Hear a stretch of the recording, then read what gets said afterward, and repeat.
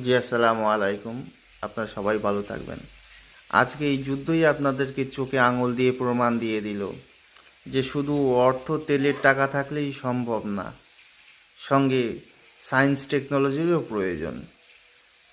আর দ্বিতীয় কথা, আমরা মুসলিমদের একটা বড় বাধা হচ্ছে আমরা শিক্ষিত হতে চাই না। আমরা শিক্ষিত হতে একদমই পছন্দ করি না, উচ্চশিক্ষায় শিক্ষিত হতে একদম পছন্দ করি না।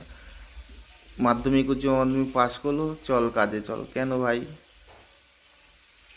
আজ আমরা অনুন্নত কেন? যে ছেলেপুলের লেখাপড়া হচ্ছে না, দে মাদ্রাসায় ভর্তি করে দে, দে মাদ্রাসায় পড়া।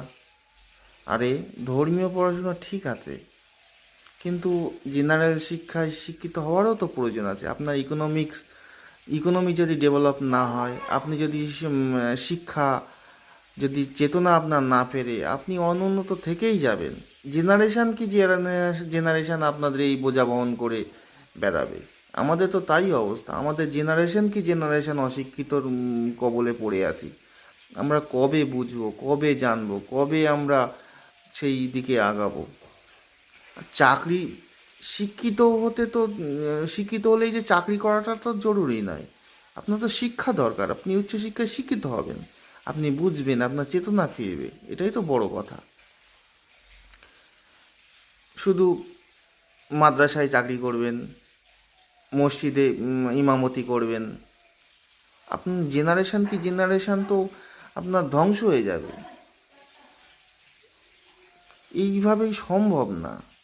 জেনারেল পড়াও লাগবে, ধার্মিক ধর্মীয় পড়া পড়া যাবে, কিন্তু জেনারেল পড়া পড়তে হবে। যত আপনারা আজকে উন্নত বিশ্ব দেখেন, তারা দুটো জিনিস ভালোভাবে ধরে রেখেছে। এক হলো শিক্ষা, দুই হলো আর্থিক সচ্ছলতা। আপনারা বারবার এটাকে আমরা ভুলে যাই। আজ আমরা কত পার্সেন্ট মানুষ, কত পার্সেন্ট মুসলিম বিভিন্ন কর্পোরেট সেক্টরে চাকরি করি, বিভিন্ন গভর্নমেন্ট সেক্টরে চাকরি করি? আপনারা বলুন না, আপনারা বললেই তো বুঝি। শতকরায় দুজন চাকরি করে কোনো লাভ নেই। ওই ওই ওই পার্সেন্টেজে আপনি থেকে কোনো লাভ নেই। আপনারা,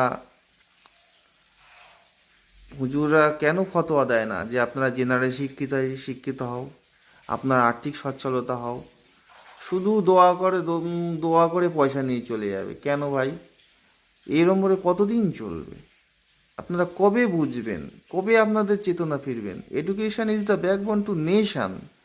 জাতির মেরুদণ্ড শিক্ষা, এটা বুঝুন না। আর কত?